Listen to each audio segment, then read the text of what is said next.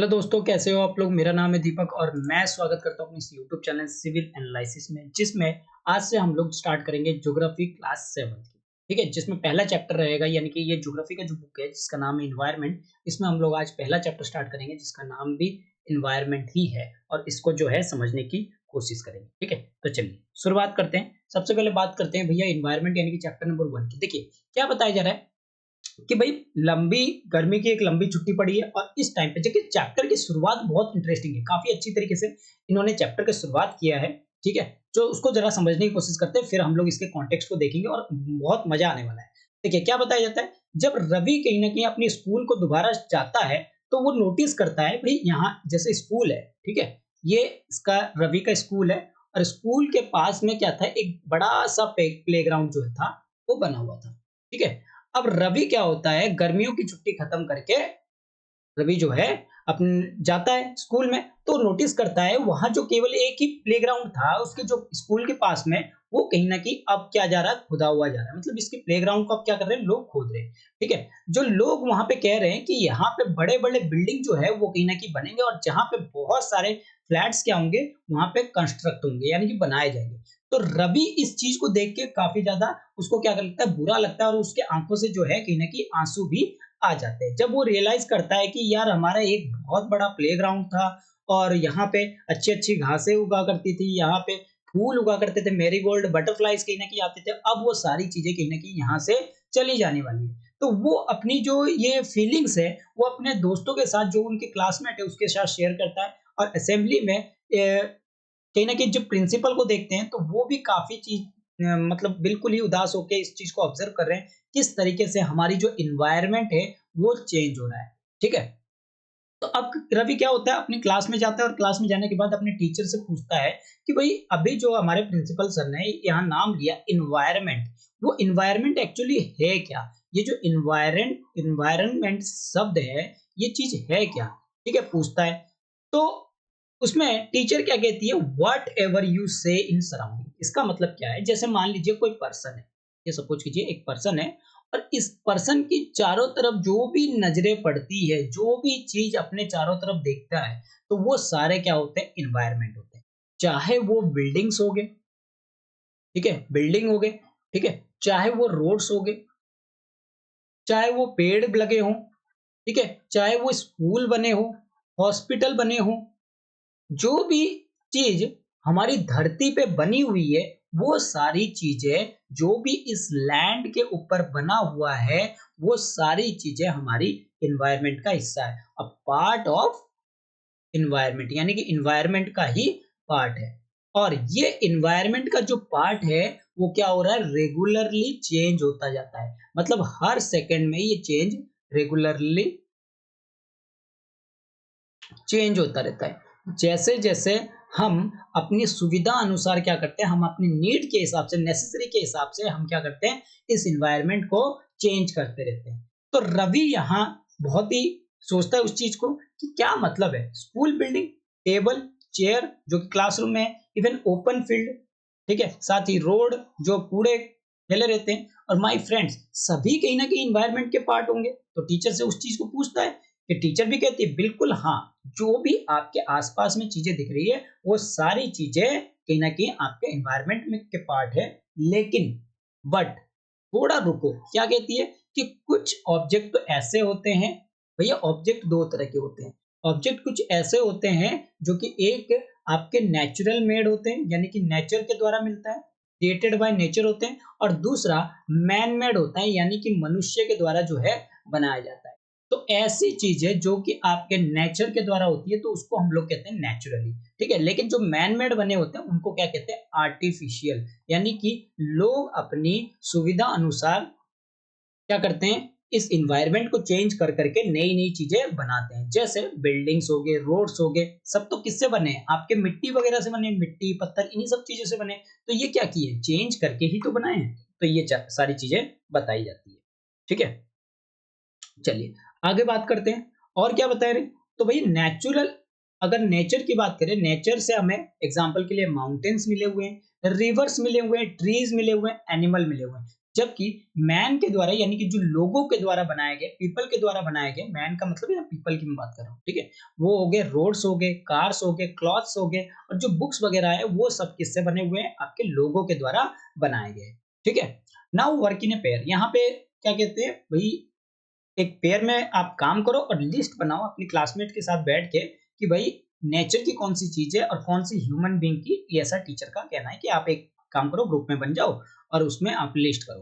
तो रवि, परमजीत, जैसी, मुस्तफा और आशा जो है वो सारे एक्साइटेड थे इस तरीके की लिस्ट बनाने के लिए। वाई आवर सराउंडिंग चेंजेस, वो इस चीज को जानना चाहते थे क्यों हमारी जो सराउंडिंग है वो चेंजेस हो रही है। तो इकबाल कहता है it all because of our needs, बिल्कुल सही बात है, हमारी नीड्स के हिसाब से, हमारी नीड्स के हिसाब से हम जो है एनवायरनमेंट को चेंज कर रहे हैं। ठीक है, अगर बात करें आगे, they are increasing day by day, यानी कि बढ़ रही है वो, डे बाय डे हमारे यहाँ पे बढ़ रही है, और कहीं ना कहीं हम इसलिए देखते हैं हमारे यहाँ पे मॉडिफाई होता है, और इसके साथ साथ कुछ नेचुरल सराउंडिंग को हम डिस्ट्रॉय भी करते हैं। क्योंकि अगर मान लीजिए कोई चीज, हम एक वस्तु अगर हम बना रहे हैं तो ऑब्वियसली बात है एक चीज को हम लोग क्या करेंगे, डिस्ट्रॉय करेंगे। इस चीज को अगर डिस्ट्रॉय करेंगे, डिस्ट्रॉय करके हम लोग क्या करेंगे, दूसरी नई चीजें जो है बनाएंगे। जैसे अगर मैं कहूँ टेबल की बात करूँ, मुझे अगर एक टेबल बनवाना है तो ऑब्वियसली बात है मुझे क्या करना पड़ेगा, टेबल बनाने के लिए वुड की जरूरत पड़ेगी, और वुड कहाँ से आएगा भैया, ट्रीज में से। और ट्रीज क्या है, एक नेचुरली चीज है, और एक हम लोग आर्टिफिशियली यानी कि ह्यूमन मेड चीजें जो है वो बना रहे हैं। तो यहाँ पे हम लोग को जो लकड़ी मिल रही है वो ट्रीज से, वो कहीं ना कहीं क्या कर रही है, एक इन्वायरमेंट का हिस्सा है और नेचुरली इन्वायरमेंट का हिस्सा है, और उसको हम लोग क्या कर रहे हैं, यहाँ पे खराब कर रहे हैं। ठीक है, तो यहाँ पे टीचर यहाँ पे रिप्लाई इस चीज को देते हैं। चलिए थोड़ा सा ऊपर की बात, चीजों को बात कर लेते हैं, बॉक्स में लिखे हुए हैं। इन्वायरमेंट जो है वो हमारी basic support of life system है, बिल्कुल, क्योंकि अगर देखिए, अगर मैं इन्वायरमेंट की बात करूं तो इन्वायरमेंट में हमें बहुत सारी चीजें कहीं ना कहीं मिलती है। इन्वायरमेंट में हमें क्या क्या चीजें मिलती है, अगर मैं बात करूं तो इन्वायरमेंट में हमें रिवर वगैरह, ठीक है, और रिवर से हम लोग क्या करते हैं, जो ये वाटर होता है इसका इस्तेमाल हम लोग पानी पीने के लिए इस्तेमाल करते हैं, अपने खाना बनाने के लिए करते हैं, तो इन्वायरमेंट का हिस्सा है। वहीं अगर मैं बात करूँ इन्वायरमेंट के बाद जो हमें ट्रीज वगैरह मिलते हैं, वो भी एक इन्वायरमेंट के हिस्से हैं, पेड़ पौधे, और उनसे कहीं ना कहीं हमें खाना मिलता है, पेड़ पौधे जो है वो हमें छांव देते हैं, लकड़ियां प्रोवाइड करती है। तो ये सारी चीजें क्या करते हैं, हमें कहीं ना कहीं वुड हो गया, मेडिसिन हो गया, तो ये इसीलिए हमारी बेसिक चीजें होती है, यानी कि लाइफ सपोर्टिंग सिस्टम होती है। अगर मान लीजिए कार्बन डाइऑक्साइड अगर जो आपके ग्रीन प्लांट ना ले, तो यहाँ पे कार्बन डाइऑक्साइड की मात्रा क्या हो जाएगी, और जितनी स्पीड से बढ़नी है उससे दुगनी स्पीड से जो है बढ़ना स्टार्ट कर देंगे, अगर सारे पेड़ यहाँ पे खत्म हो गए। इसीलिए तो हर बार जो है बात होती है कि क्लाइमेट चेंज को हमें बचाना है। इसके साथ साथ जो भी हम लोग एयर में सांस लेते हैं, पानी जो भी पीते हैं, खाना जो भी हम लोग खाते हैं, या जिस जमीन पे हम रहते हैं, वो सारे हिस्से हमारी बेसिक सपोर्टिंग लाइफ है। ठीक है, यानी कि लाइफ को सपोर्ट करने वाली चीजें हैं, अगर जमीन ना हो तो हम वहां पे रह नहीं पाएंगे। ठीक है, ह्यूमन क्या करता है, इसको मॉडिफाई करता रहता है। जैसे कि मैंने बताया कि अगर आपको एक टेबल बनाना है, एक टेबल अगर बनाना है तो टेबल बनाने के लिए क्या करेंगे, आप एक लकड़ी को, वुड को यहाँ पे क्या करेंगे, यहाँ पे काटेंगे, और वुड कहाँ से आएगी भैया, आपके पेड़ों पे से आएगी। और पेड़ों को जब आप काट रहे हो तो इसका मतलब इन्वायरमेंट को यहाँ पे क्या कर रहे हो, आप नुकसान पहुंचा रहे हो। ठीक है, चलिए आगे बात करते हैं। हम मॉडिफाई करते हैं किस चीज को, नेचुरल एनवायरनमेंट को। इसमें अगर बात करें जैसे कार फ्यूम्स जो कि पॉल्यूटेड करते हैं हमारी एयर्स को, क्योंकि हम नेचर की चीजों को ही तो बदल के कार बना रहे हैं, और वो कहीं ना कहीं क्या कर रहा है, पॉल्यूटेड कर रहा है एयर को। ठीक है, वाटर जो कि हम कलेक्ट करते हैं पोर्ट से, पोर्ट में, तो वो पोर्ट किससे बनता है, आपके इन्वायरमेंट से ही, मिट्टी से ही तो बनता है, और मिट्टी को हम लोग क्या करके चेंज करके आपके पोर्ट बना रहे हैं। फूड जिसमें हम, जिस वेसल्स में हम सर्व करते हैं, लैंड जिसका इस्तेमाल हम लोग एक फैक्ट्री वगैरह वगैरह बनाने में करते हैं, लेकिन उस फैक्ट्री से निकलने वाले धुएं को जो प्रोड्यूस की जाती है वो कहीं ना कहीं इन्वायरमेंट को ही नुकसान करते हैं। ठीक है, तो ये सारी चीजें, तो ह्यूमन बीइंग जो है वो कार बनाती है, मिल्स बनाती है, फैक्ट्रीज बनाती है, मैन्युफैक्चरिंग करती है, जैसे कंटेनर वगैरह, ये सब कहीं ना कहीं किससे होता है, नेचुरल इन्वायरमेंट को मॉडिफाई करके हम लोग जो है, ह्यूमन बीइंग जो है मॉडिफाई करके अपने लिए मैन्युफैक्चरिंग करता है। ठीक है? तो ये भी एक एनवायरनमेंट का हिस्सा है। इसके बाद बात करते हैं भई कंपोनेंट ऑफ द एनवायरनमेंट की। तो कंपोनेंट ऑफ द एनवायरनमेंट क्या कह रहा है कि भई वो ऐसे कौन-कौन से कंपोनेंट हैं जो एनवायरनमेंट के हिस्से हैं, एनवायरनमेंट के हिस्से हैं। तो भैया जैसे कि मैंने बताया 2 चीज़ें, एक तो इंसानों के द्वारा जो है वो बनाई जाती है और दूसरा नेचुरली चीज़ें जो हमें मिलता है। ह्यूमन मेड में रोड्स हो गया, मॉन्यूमेंट्स हो गए, इंडस्ट्रीज़ हो गया, ब्रिज हो गए, पार्क्स हो गए, बिल्डिंग्स हो गए। वहीं नेचर में वाटर हो गए जो कि हाइड्रोस्फीयर का पार्ट है, लास्ट क्लास में हमने पढ़े थे, ठीक है? अगर आपने वो वीडियो नहीं देखे जाके आप देख सकते हैं, प्लेलिस्ट मौजूद है क्लास 6 में। एयर है जो कि एटमॉस्फेयर का पार्ट है, लैंड है जो कि लिथोस्फीयर का पार्ट है और लिविंग थिंग्स है जो कि बायोस्फीयर का पार्ट है। अगर कंपोनेंट ऑफ एनवायरनमेंट में तीसरी चीज की बात करें तो ह्यूमन है। ह्यूमन या तो इंडिविजुअल होता है जैसे अकेला रहता है या फिर फैमिली के साथ रहता है या फिर कम्युनिटी के साथ एनवायरनमेंट में रहता है, ठीक है? या फिर आपके रिलीजियस चीजें भी वो भी कहीं ना कहीं आपके एनवायरनमेंट के ही पार्ट है। एजुकेशन, क्योंकि स्कूल है तो एजुकेशन मिल रही है, इकोनॉमी है, पॉलिटिकल सिचुएशन, ये सारी कहीं न कहीं ह्यूमन से रिलेटेड है और ये सारी चीज़ें कहीं न कहीं एनवायरनमेंट के कंपोनेंट, ठीक है? चलिए आगे बात करते हैं। हमने ऊपर देखा कि भाई किस तरह से समझा जो प्लेस है, लोग हैं और जो वस्तु है वो या फिर नेचर है वो कहीं न कहीं सराउंडेड है किससे? Living organism. बिल्कुल भैया, अगर मान लीजिए ये कोई सराउंडिंग है और इसके चारों तरफ क्या होती है, ये मान लीजिए कोई सराउंडिंग है तो इसके चारों तरफ नेचुरली चीजें कहीं ना कहीं एग्जिस्ट करती है, ठीक है? लोग एग्जिस्ट करते हैं, यहाँ पे पेड़ पौधे एग्जिस्ट करते हैं, ह्यूमन बीइंग एग्जिस्ट करते हैं। तो ये सारे क्या होते हैं? नेचर के ही जो है वो पार्ट होते हैं। तो ये सारे कहीं ना कहीं नेचर के ही पार्ट होते हैं और ये सभी मिला के हमारे क्या कहलाते हैं? ये सभी मिला के हमारे इन्वायरमेंट ही कहलाते हैं, इन्वायरमेंट कहलाते हैं, ठीक है?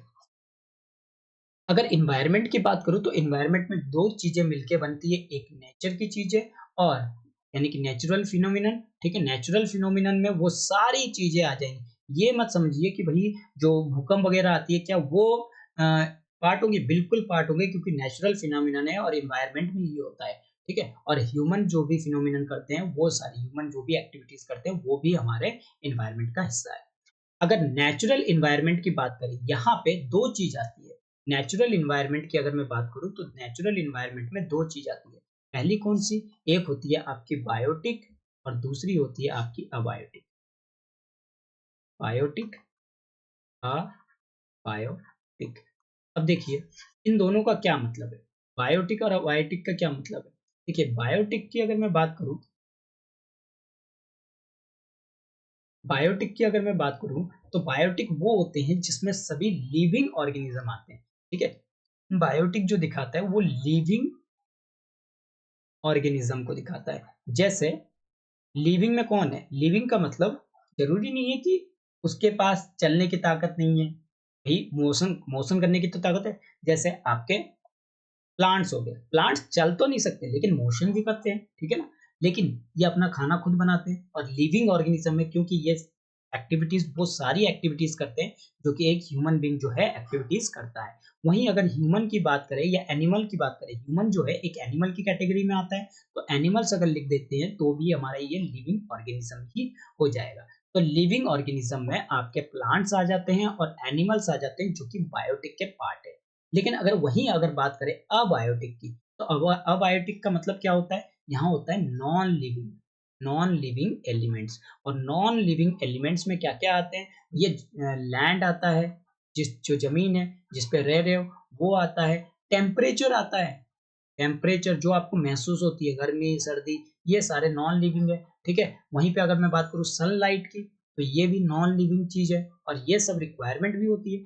वाटर, वाटर भी हमारी क्या होती है? नॉन लिविंग है, ठीक है? वहीं पे तो ये सारी चीज़ें कहीं न कहीं हमारी क्या आती है? नॉन लिविंग थिंग जिसको हम लोग अबायोटिक कहते हैं। यानी कि सिंपली आप समझिए नेचुरल एनवायरनमेंट की अगर मैं बात करूँ तो इनमें 2 चीज़ें होती है। जो भी आपकी लिविंग चीज़ें होती है उनको हम लोग बायोटिक कहते हैं, ठीक है? यानी कि दूसरे नाम दे देते हैं बायोटिक और जो नॉन लिविंग एलिमेंट्स होते हैं उनको हम लोग क्या कहते हैं? एबायोटिक कहते हैं, ठीक है? इनके एग्ज़ाम्पल आई होप कि आपको समझ में आ गए होंगे। अगर बात करें ह्यूमन एनवायरनमेंट की तो अबायोटिक कंडीशन एग्जिस्ट करती है, हमारे पास दोनों ही कंडीशन एग्जिस्ट करती है, बायोटिक भी अबायोटिक। ठीक है, ह्यूमन इन्वायरमेंट कहीं ना कहीं अपनी एक्टिविटीज के द्वारा, क्रिएशन के द्वारा इंटरेक्शन होता है किसके साथ, ह्यूमन बींग्स के साथ। ठीक है, इन्वायरमेंट की अगर फ्रेंच वर्ड की बात करें तो इन्वायरनर से आया है। इन्वायरनर का मतलब है, मतलब नेबरहुड, यानी कि पड़ोसी, हमारे आसपास में जो चीज दिखता है वो सारे हमारे पड़ोसी। ठीक है, बात करते हैं अब नेचुरल इन्वायरमेंट की। नेचुरल इन्वायरमेंट में जैसे कि लैंड हो गया, ये सारे अबायोटिक के हिस्से हैं। ठीक है, वाटर हो गया अबायोटिक है, एयर हो गया अबायोटिक है, लेकिन प्लांट्स और एनिमल्स हो गए ये आपके क्या हो गए, बायोटिक है। ठीक है, तो नेचुरल इन्वायरमेंट में अबायोटिक और बायोटिक दोनों कहीं ना कहीं होते हैं, तो ये सभी चीजें हमारी नेचुरल इन्वायरमेंट कहलाती है। ठीक है, अगर हम बात करें तो सबसे पहले तो हमने कहीं ना कहीं अपने पुरानी क्लासेस में, प्रीवियस क्लासेस में पढ़ा है लिथोस्फीयर के बारे में। ठीक है, हाइड्रोस्फीयर के बारे में, एटमॉस्फेयर के बारे में और बायोस्फीयर के बारे में। तो इनको थोड़ा सा और जो है, इनके डोमेन्स को थोड़ा सा आगे बढ़ाते हुए हम लोग पढ़ते हैं। अगर मैं बात करूं लिथोस्फीयर की, ये मान लीजिए आपका जमीन का हिस्सा है। ठीक है, ये अर्थ का जो है जमीन का हिस्सा है। तो ये जो जमीन का हिस्सा होता है इसी को हम क्या कहते हैं, लिथोस्फीयर कहते हैं। लिथोस्फीयर कहते हैं। जो अलग अलग अर्थ की लेयर होती है, एक अर्थ जो होता है जिसके ऊपर एक ह्यूमन बींग जो है या प्लांट जो है एग्जिस्ट करता है, उस पार्ट को हम लोग क्या कहते हैं, लिथोस्फीयर कहते हैं। ठीक है, इसके नीचे नीचे आएंगे तो अलग अलग लेयर हमें मिलती रहेगी। ठीक है, लिथोस्फीयर मिलेगी आपको, फिर आइनोस्फीयर, सॉरी, स्टेटोस्फीयर मिलेगी। तो अलग अलग लेयर जो है, जैसे जैसे हम क्लास बढ़ते जाएंगे तो आगे आगे हम लोग पढ़ते जाएंगे कौन कौन सी लेयर जो है आती है। ठीक है, तो आप ये समझिए जिस पे पेड़ पौधे उगते हैं, ठीक है, या ह्यूमन बींग जो है यहाँ रहता है, या पेड़ पौधे उगते हैं, या फिर कोई बिल्डिंग वगैरह जो है खड़े होते हैं, तो वो सारे पार्ट किसके होते हैं, लिथोस्फीयर के पार्ट होते हैं। ठीक है, ये सारे कौन से लिथोस्फीयर के पार्ट है। और ये एक सॉलिड क्रस्ट होता है, इसका जो क्रस्ट होता है यानी कि अर्थ का क्रस्ट ही कहलाएंगे हम लोग इसको, क्योंकि ऊपर की परत है। ठीक है, ये जो क्रस्ट होता है वो कैसा होता है, सॉलिड होता है, यानी कि आप जो जमीन पे खड़े हो वो क्या होता है, सॉलिड होता है। ठीक है, सॉलिड क्रस्ट होता है। और यहाँ पे जो टॉप लेयर होती है उसी को ही, अर्थ की जो टॉप लेयर होती है उसी को ही हम लोग क्या कहते हैं, लिथोस्फीयर कहते हैं। और ये जो अर्थ की जो लेयर है, यानी कि जो ये आपकी लिथोस्फीयर वाला पार्ट है, ये लिथोस्फीयर बना किससे है, लिथोस्फीयर आपके बना है भैया आपके रॉक से। ठीक है, यानी कि पत्थरों से। और इसके साथ साथ जो भी मिनरल्स वगैरह यहाँ पे पाए जाते हैं उन सब चीजों से, जैसे कि अब आप मान लीजिए नॉर्थ इंडिया की तरफ रहते हैं तो वहां पे नदियां बहती है, नदियां बहती है ना बहुत सारी, तो नदियां अपने साथ क्या लाती है, रॉक्स या फिर मिनरल्स वगैरह को लेके आती है, डिपॉजिट करती है, और डिपॉजिट करने के साथ साथ वहां पे जो है एरिया जो है वो कैसी होती है, रेत वाली जमीन वाली। आप देख सकते हैं जो नॉर्थ इंडिया की तरफ है,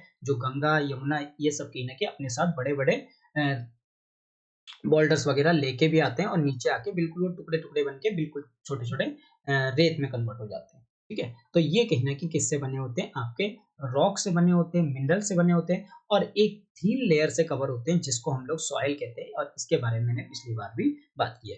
जितने सॉइल होता है वो क्या होता है, एक पतली सी लेयर होती है जो कि सबसे ऊपर वाले हिस्से में पाई जाती है, यानी कि लिथोस्फीयर के पार्ट में क्या पाई जाती है, आपके सॉइल पाए जाते हैं, रॉक्स पाए जाते हैं, और मिनरल्स कहीं ना कहीं यहाँ पे पाए जाते हैं। जरूरी नहीं है कि मिनरल्स और नीचे नहीं पाए जाते हैं, बिल्कुल पाए जाते हैं।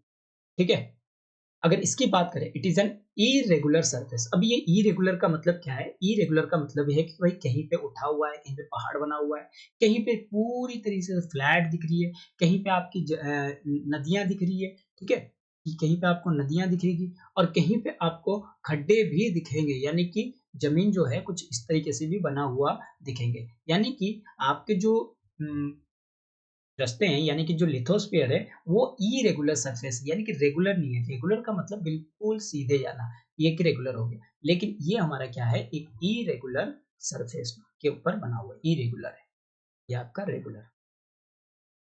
ठीक है, जो आपका लिथोस्फीयर का पार्ट है वो इरेगुलर सरफेस है, और इसमें बहुत सारी लैंड फॉर्म्स कहीं ना कहीं देखने को मिलती है। जैसे कि मैंने बताया, माउंटेन्स वगैरह देखने को मिलते हैं, ये जैसे है, ये आपके माउंटेन्स वगैरह हो गए। ठीक है, माउंटेन्स के बाद इसमें आपको रिवर वगैरह देखने को मिलेंगे, वहीं पे कहीं पे आपको वैली वगैरह देखने को मिलेगी, ये अगर बात की जाए तो वैली वगैरह जो है देखने को मिलेगी। वैली के साथ साथ आपको कहीं पे ऊंचाई पे आपको प्लेट्यू वगैरह भी देखने को मिलेगी। ठीक है, तो ये पहाड़ वगैरह देखने को मिलेगी, ये सारी चीजें आप लोग को जो है देखने को, इसीलिए हम कहते हैं इनकी जो लैंड फॉर्म है वो क्या है, इरेगुलर है। ठीक है। लैंड फॉर्म जो पाए जाते हैं कॉन्टिनेंट के ऊपर, या फिर लैंड फॉर्म तो दो जगह पाए जाते हैं। लैंड फॉर्म या तो आपके कॉन्टिनेंट पे पाए जाते हैं, या फिर आपके ओशियन के नीचे जो है पाए जाते हैं। कॉन्टिनेंट्स एंड ओशियन फ्लोर पे, ओशियन फ्लोर पे जो है पाए जाते हैं। अब कैसे, मान लीजिए ये ओशियन है, यहाँ से ये आपको ओशियन सारा चीज दिख रहा है। कलर चेंज कर लेते हैं, ठीक है। ये आपको ओशियन चीजें जो है दिख रहा है, ये पूरा समंदर है। क्या इसके नीचे कोई सरफेस नहीं होगी? बिल्कुल होगी। या इस तरीके के सरफेस कहीं ना कहीं इसके नीचे भी होगी, ठीक है। इस तरीके के सरफेस है, ये भी इसके नीचे होगी। और ये जो सरफेस कहलाता है, यही तो हमारा क्या कहलाता है, लिथोस्फीयर का ही तो पार्ट है। ये वाला जो चीज है वो कहीं ना कहीं लिथोस्फीयर का ही पार्ट है, ठीक है। तो ये ओशियन के नीचे है। हम कह सकते हैं अगर ये ओशियन है तो ओशियन की जो सरफेस है, ओशियन की सरफेस किस पे है, आपके लिथोस्फीयर पे है, ठीक है। तो लिथोस्फीयर जो है एक मेन डोमेन है, कहाँ पे, जहाँ पे हमें फॉरेस्ट प्रोवाइड करते हैं, कहीं ग्रास लैंड प्रोवाइड करते हैं, ताकि हमारे जो पशु पक्षी है वो कहीं ना कहीं ग्रेजिंग कर सके। लैंड एग्रीकल्चर के लिए भी यूज होती है, और ह्यूमन सेटलमेंट के लिए, यानी कि ह्यूमन की जो बसावट होती है वो उसके लिए भी लैंड की जरूरत पड़ती है। और यहाँ से हम लोग कहीं ना कहीं अपनी जो वेल्थ वगैरह है, जैसे मिनरल्स वगैरह है, वो सारी चीजें भी हम लोग निकालते हैं, ठीक है। चलिए आगे बात करते हैं। The domain of water. अब वाटर के डोमेन की बात करते हैं। अब वाटर की अगर मैंने बात किया है, तो वाटर की जो डोमेन होती है उसको हम लोग क्या कहते हैं, हाइड्रोस्फीयर कहते हैं। क्या कहते हैं यहाँ पे, हाइड्रोस्फीयर कहते हैं, ठीक है। वाटर के डोमेन को, जहाँ पे वाटर अगर डोमिनेंट पोजीशन पे है, यानी कि ज्यादा मात्रा में वाटर है, तो उसको हम लोग क्या कहते हैं, हाइड्रोस्फीयर कहते हैं। इसमें बहुत सारे सोर्सेस होते हैं वाटर के, और डिफरेंट टाइप के वाटर बॉडीज भी हमें देखने को मिलता है। कहीं हमें रिवर देखने को मिलता है, ठीक है, और कहीं हमें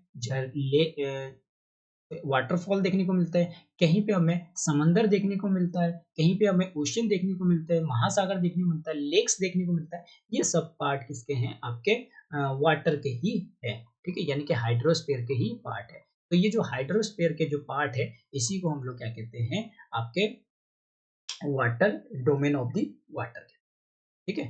तो इसमें सभी ऑल लिविंग ऑर्गेनिज्म भी कहीं ना कहीं यहाँ पे होती है, जैसे कि आपके समुद्री जीव जो होते हैं वो कहीं ना कहीं यहाँ पे एग्जिस्ट करते हैं, ठीक है। आगे अगर बात करें तो एटमोस्फियर की, एटमोस्फियर एक थीन लेयर है एयर का। अब देखिए हमने दो चीज की बात की, ये मान लीजिए एक एग्जांपल के तौर पे ले लेता हूँ, ये जो है आपका धरती, जमीन है, ठीक है। और वहीं पे अगर मैं थोड़ा नीचे की तरफ चला जाऊं, ठीक है, यहाँ पे आ गया आपका हाइड्रोस्फीयर, यानी कि समंदर वाला एरिया, ठीक है। अब इसके जो ऊपर वाला एरिया हो जाएगा, यानी कि ये वाला जो एरिया हो जाएगा, यहाँ पे तो एयर के पार्टिकल्स होंगे, तो इसको हम लोग क्या कहेंगे, आपके एटमॉस्फेयर। ये वाला पार्ट क्या होगा, ये एटमॉस्फेयर का पार्ट होगा, एटमॉस्फेयर का पार्ट होगा। और इसको अगर हम लोग कहेंगे तो यहाँ पे ये हाइड्रोस्फीयर का पार्ट हो जाएगा, हाइड्रोस्फीयर का। और वहीं पे अगर मैं इस चीज की बात करूं, तो ये मेरा लिथोस्फीयर का पार्ट हो जाएगा, ठीक है। अगर मैं एटमॉस्फेयर की बात करूं, तो एयर जो होते हैं हमारे चारों तरफ होते हैं।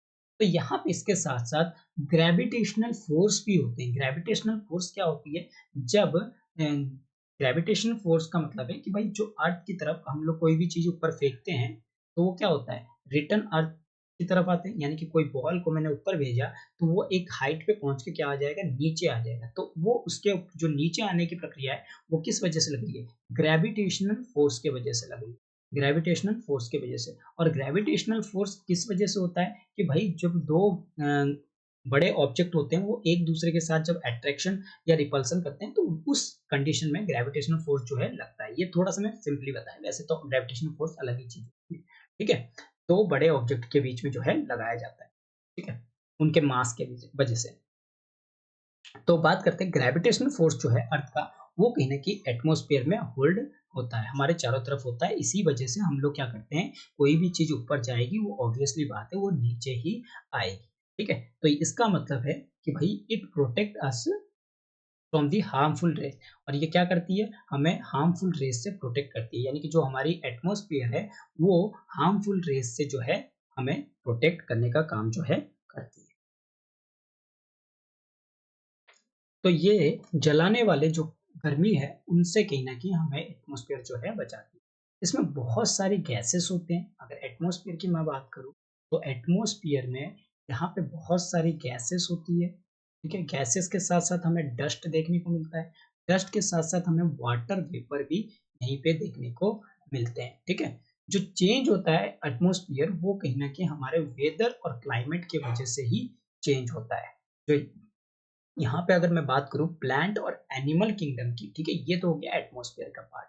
अब बात करते हैं ज़रा बायोस्फीयर। बायोस्फीयर का पार्ट क्या कहलाता है? ये सारी चीज़ें जो हमने एटमॉस्फेयर भी पढ़ा, इसके साथ ह्यूमन बीइंग भी पढ़ा, ये सारे जो भी हमारे प्लांट और एनिमल किंगडम जो एक साथ हमारी क्या बनाती है, लिविंग वर्ल्ड बनाती है, उसी चीज़ को हम लोग क्या कहते हैं, बायोस्फीयर कहते हैं। और ये एक नैरो जेन ज़ोन होता है किसका? अर्थ का, ठीक है? जहाँ पे लैंड, वाटर और एयर जो है इंटरैक्ट करती है एक-दूसरे के साथ और लाइफ को सपोर्टिंग करती है। यानी कि यहाँ पे हमारी एनवायरनमेंट भी है, यानी कि कहने का मतलब लैंड वाला पार्ट भी आता है, वाटर वाला भी पार्ट आता है और इसके साथ-साथ हमारा जो है एयर वाला भी पार्ट आता है। तो इसी चीज़ को हम लोग क्या कहते हैं, बायोस्फीयर जो है वो कहते हैं। ठीक है? बायोस्फीयर कहते हैं। अब बात करते हैं व्हाट इज़ इकोसिस्टम? इकोसिस्टम के बारे में जानते हैं। एक at an NCC camp Ravi की जो क्लास है, रवि का क्लास जो है वाज़ अटेंडिंग जर्सी। जर्सी में अटेंड कर रहा था और उसने देखा कि व्हाट इज़ हेवी डाउनफॉल, इतनी तेज़ी से बारिश हो रही है और रिमाइंड करती है कि उसका जो घर है वो कहीं न कहीं केरल में है। ठीक है?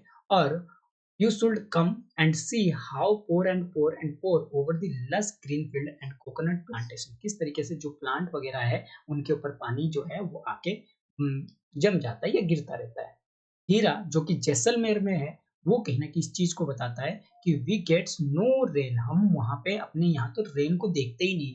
हमें सिर्फ़ कीकर के पेड़ मिलते हैं या फिर रेतीली ज़मीन मिलती है। हमारी दूर-दूर तक जितनी आँखें भी पहुँच जाए तब तक हमें यही सब देखने को मिलते हैं। ठीक है? 2 एग्ज़ाम्पल बताए, एक रवि और एक आपके हीरा।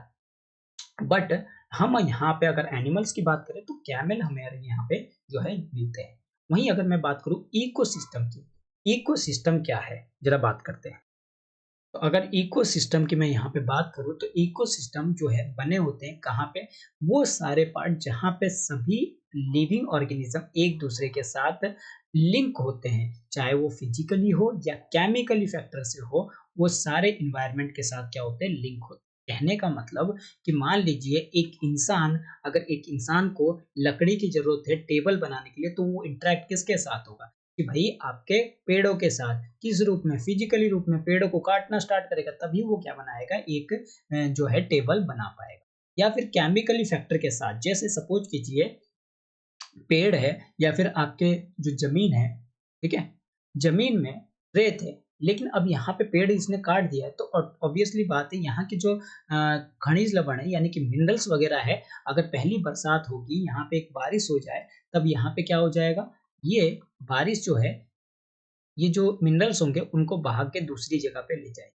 तो हम इसको कह सकते हैं कि भाई केमिकली फैक्टर जो है यहाँ पे वापस तो आएगी नहीं, तो ये केमिकली फैक्टर या फिर पानी में जो है इसको मिनरल्स को घोल के ले गई, तो इसका मतलब ये केमिकली फैक्टर जो है वो कहीं न कहीं इंटरलिंक हो रही है इसके साथ, ठीक है? तो सभी जो है एक दूसरे के साथ एनर्जी को भी ट्रांसफर करते हैं और मटेरियल को भी कहीं न कहीं ट्रांसफर जो है करते हैं। अगर सपोज कीजिए एक पेड़ों को हमने काटा और उसको काट के, पेड़ों को सोचिए, पेड़ों को नहीं, किसी एक पौधे को मान लीजिए, आपके आम के पेड़ है या फिर किसी ऐसे पौधे हैं जिसको हम लोग खा सकते हैं। खाते हैं तो ऑब्वियसली बात है, तो इसका इस्तेमाल हम लोग खाने का इस्तेमाल कर रहे हैं, यानी कि अगर मान लीजिए एक आम का पेड़ है और आम जो है लेके खाए, तो इसका मतलब क्या है? वो हमें एनर्जी ट्रांसफर की। एनर्जी कैसे? भाई सन से उसने क्या किया था? एनर्जी लिया था, ठीक है? सन से क्या लिया था? एनर्जी लिया था और उस सन के एनर्जी को उसने इस्तेमाल करके उस पेड़ ने क्या बनाए थे? जो है मैंगो जो है यहाँ पे बनाए थे। मैंगो जो है यहाँ पे बनाए थे। अब उस मैंगो को जब एक इंसान जो लेके उसको खाएगा, तो ऑब्वियसली बात है जो इसकी एनर्जी होगी, यानी कि मैंगो की जो एनर्जी होगी, वो एनर्जी अब किसके पास चली जाएगी? वो एनर्जी अब उस इंसान के पास जो है चली जाएगी। लेकिन जब ऑब्वियसली बात है कि भाई इतनी अमाउंट में, जितनी अमाउंट में क्या ये लगा के एक मैंगो प्रोड्यूस किया था, क्या इंसानों के अंदर उतनी परसेंटेज जाती है? बिल्कुल नहीं भैया, उसके कुछ पार्ट जो है जाते हैं। 1% का जो फॉर्मूला है वो भी नहीं यहाँ पे काम करता है। ठीक है? अगर वहीं बात करें एक जो भी नॉन वेजिटेरियन खाते हैं, तो मान लीजिए सर टाइगर है, टाइगर हिरन को अगर खाता है और हिरन किसको खाता है? पेड़ को खाता है। तो इसका मतलब पेड़ों की जो एनर्जी है वो कहाँ से मिलती है? आपके सनलाइट से मिलती है, तब वो पेड़ उगता है। और उस पेड़ को कौन खाता है? एक डियर खाता है। और डियर को कौन खाता है? आपके बड़े शेर जो है खाता है, या फिर बाघ जो है खाता है। ठीक है? टाइगर जो है खाता है। खाने के बाद अब वो क्या हो जाएगा? उनकी एनर्जी, यानी कि पेड़ों की एनर्जी किस पे जाएगी? डियर पे। और डियर की एनर्जी किस पे जाएगी? टाइगर पे जाएगी। और वो उतनी अमाउंट में दी जाएगी जितनी अमाउंट में यहाँ से एक पेड़ जो है अपने अंदर प्रोड्यूस किया था, लेकिन कुछ अमाउंट की एनर्जी जो है जाती है। तो इस तरीके से ये जो सारी चीजें होती है, कहीं ना कहीं अपनी एनर्जी और मटेरियल को एक दूसरे के पास जो है ट्रांसफर करते रहते हैं। ठीक है, चलिए आगे बात करते हैं। यहाँ पे हीरा कहता है, नॉट जस्ट कैमल, हमारे यहाँ पे सिर्फ कैमल नहीं मिलते। If you visit our desert, हमारे डिजर्ट की तरफ अगर आप विजिट करोगे तो यहाँ स्नेक्स भी मिलते हैं, लिजार्ड भी मिलते हैं, और बहुत छोटे छोटे इंसेक्ट भी मिलते हैं। वहीं रवि चौंकता है और कहता है, why do animal the vegetation and the way of people living very from place to place? क्यों भाई, अगर हमारे एरिया में देखा जाए तो कुछ और जीव मिल रहे थे, कुछ और तरह की इन्वायरमेंट थी, कुछ और तरह के क्लाइमेट थे, लेकिन अब हीरा की तरफ देखा जाए तो वहां पे कुछ और इन्वायरमेंट है, और तरह के जानवर मिलते हैं। तो ये क्यों ऐसा होता है? जो एनिमल है या वेजिटेशन है या फिर जो लोगों की रहन सहन है, वो प्लेस टू प्लेस वेरी करते हैं। क्या ये सारे एक दूसरे से रिलेटेड होते हैं?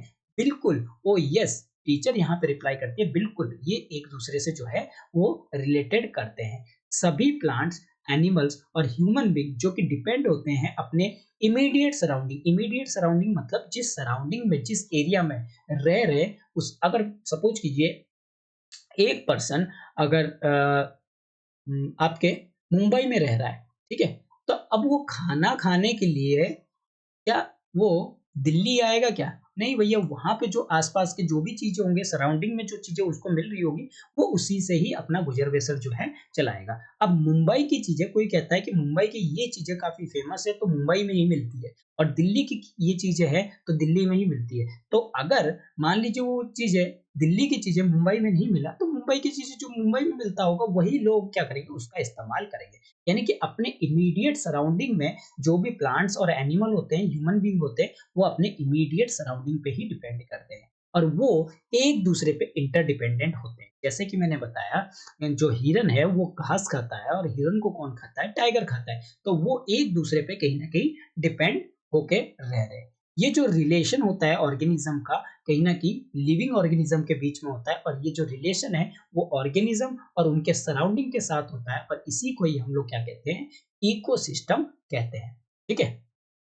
इकोसिस्टम की अगर बात करें तो यहाँ पे बड़े-बड़े रेन फॉरेस्ट हमें देखने को मिलते हैं, ग्रासलैंड देखने को मिलते हैं, डेजर्ट देखने को मिलते हैं, माउंटेन, लेक, रिवर, ओशन और छोटे-छोटे तालाब भी जो है देखने को मिलते हैं। क्या आप सोच सकते हो, जो पार्क है जिसमें रवि और उसके जो दोस्त है वो खेला करते थे, क्या वो भी एक इकोसिस्टम बनाते हैं? बिल्कुल बनाते हैं। ठीक है? इसीलिए अगर हम बात करें तो जो 5 जून आता है हर साल में, उसको हम लोग एनवायरनमेंट डे के रूप में जो है सेलिब्रेट करते हैं। ठीक है? चलिए आगे बात करते हैं। ह्यूमन एनवायरनमेंट की बात करते हैं। ह्यूमन बीइंग जिस एनवायरनमेंट के इंटरैक्ट करते हैं या जिसको मॉडिफाई करते हैं अपनी ज़रूरतों के अनुसार, उसको हम लोग ह्यूमन एनवायरनमेंट कहते हैं। जो पहले के ह्यूमन थे वो कहीं न कहीं आपके नेचुरल सराउंडिंग में ही रहते थे, लेकिन उनकी लाइफ़ को, कहने का मतलब इंसानों ने अपनी लाइफ़ को और ईज़ी करने के लिए, सिंपल करने के लिए उन्होंने क्या किया? एनवायरनमेंट को, अपने चारों तरफ की एनवायरनमेंट को क्या करना स्टार्ट किया? चेंज करना स्टार्ट किया। और जैसे-जैसे टाइम बढ़ता गया, जैसे-जैसे टाइम को ज़रूरत पड़ती गई हमें चेंज करने की, वैसे-वैसे हम लोग भी चेंज होते हुए चले गए। यहाँ पे इंसानों ने नए तरीके ढूँढ लिए, किस तरीके से एनवायरनमेंट को चेंज किया जाए, कैसे एनवायरनमेंट को यूज़ किया जाए, और कैसे वहाँ पे क्रॉप्स वगैरह को ग्रो किया जाए, डोमेस्टिकेशन किया जाए एनिमल्स का, कैसे वहाँ सेटल लाइफ को लीड किया जाए। तो ये सारी चीज़ें इंसानों ने धीरे-धीरे सीख लिया। इसके बाद अगर बात करें, व्हील यानी कि पहियों का आविष्कार इन्होंने किया। ज़्यादा से ज़्यादा फूड जो है प्रोड्यूस करना स्टार्ट किया। बार्टर सिस्टम भी इमर्ज हुआ, जो कि ट्रेड्स के बाद आपके ट्रेड स्टार्ट हुए, फिर कॉमर्स डेवलप हुए, इंडस्ट्रियल रिवॉल्यूशन आया,